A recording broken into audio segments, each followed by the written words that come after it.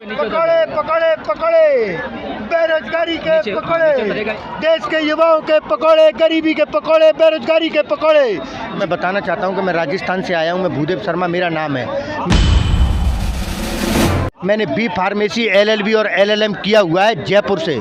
और आज जब मैं इतनी डिग्री करने के बाद मोदी जी से देश का युवा कहता है कि हमें रोज़गार दीजिए, जो आप 2014 से पहले कहते थे कि 2 करोड़ रोज़गार प्रतिवर्ष दूंगा, उन्होंने 2 करोड़ रोज़गार प्रतिवर्ष लोगों के रोज़गार छीन लिए। और हम जैसे युवाओं को, जो मध्यम और गरीब वर्ग परिवार से आते हैं, जिन्होंने लाखों रुपए खर्च करके, हमारे माता पिता ने हमको पढ़ाया लिखाया है, उसके बाद उनसे कहते हैं कि आप पकौड़ा बेचिए। पकड़े पकड़े पकड़े बेरोजगारी के पकड़े, GST लगे हुए पकड़े पकड़े पकड़े, देश के युवाओं के पकड़े, गरीबी के पकड़े, बेरोजगारी के पकड़े, GST लगे हुए पकड़े, देश के करोड़ों युवाओं के। जी हाँ, आपने देखा कि ये साहब पकौड़ा बेच रहे हैं। इन्होंने पकौड़ा की दुकान नहीं खोली है, बल्कि दिल्ली में आज जो महारैली, हल्ला बोल रैली का आयोजन कांग्रेस की तरफ से किया गया है, उसमें प्रदर्शन के लिए आए हुए हैं। और ये दिखाना क्या चाहते हैं इस पकौड़ा को बेचकर, आइए इनसे जानने की कोशिश करते हैं। जी, ये पकौड़ा बेच रहे हैं, आप पैसे का बेच रहे हैं? जी देखिए, सबसे पहले तो मैं बताना चाहता हूं कि मैं राजस्थान से आया हूं। मैं भूदेव शर्मा मेरा नाम है। मैंने बी फार्मेसी LLB और LLM किया हुआ है जयपुर से।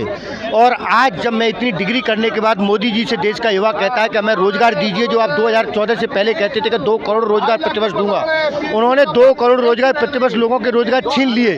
और हम जैसे युवाओं को, जो मध्यम और गरीब वर्ग परिवार से आते हैं, जिन्होंने लाखों रुपए खर्च करके, हमारे माता पिता ने हमको पढ़ाया लिखाया है, उसके बाद उनसे कहते हैं कि आप पकौड़ा बेचिए। अमित शाह जी का लड़का BCCI का सचिव बनेगा, दूसरे मंत्रियों के लड़के डायरेक्ट लिटिल एंट्री सिस्टम से सचिव और महासचिव बनेंगे, और कोई उनको पेपर नहीं देना है। तो आज मोदी जी, मैं मोदी जी को बताना चाहता हूं कि मोदी जी, आज आपने अपने सपनों को साकार कर लिया।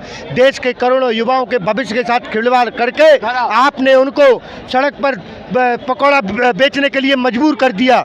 आज पकौड़ा बेचते समय हमें एहसास हुआ कि 2000 रुपये से अधिक का सिलेंडर है, 200 रुपये से अधिक का तेल है, बेसन पर भी GST, ब्रेड पकौड़ा पर GST, आलू भी महंगा हो गया है।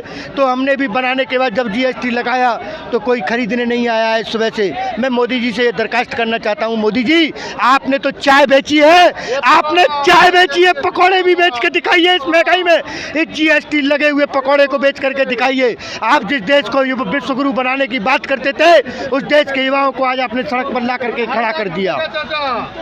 ऐसे हालात में जहां महंगाई चरम पे है, उसके साथ साथ धार्मिक तौर पे जो राजनीति चल रही है, हिंदू मुस्लिम का मामला, कभी मुसलमानों की मस्जिद को मंदिर बनाने की कोशिश करना, इस पे क्या कहेंगे आप? जी बिल्कुल, देखिए, मैं यही कहना चाहता हूं, आपके चैनल के माध्यम से मैं देश के युवाओं से, देश के लोगों से ये विनती भी करना चाहता हूं कि अब जागिए। आज देश के भविष्य को और आने वाले भविष्य को ये लोग बर्बाद करना चाहते हैं। आज हम जैसे युवा इतनी डिग्रियाँ करने के बाद पकौड़े तलने के लिए मजबूर हैं। आज हमारी बारी है, कल आपकी बारी होगी, याद रखना।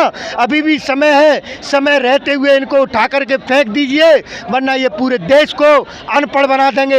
मैं आप लोगों से पूछना चाहता हूं कि जब आपके लड़के को पकौड़े ही बेचने हैं तो क्या आप लाखों रुपए खर्च करके अपने बच्चे को पढ़ाना चाहोगे?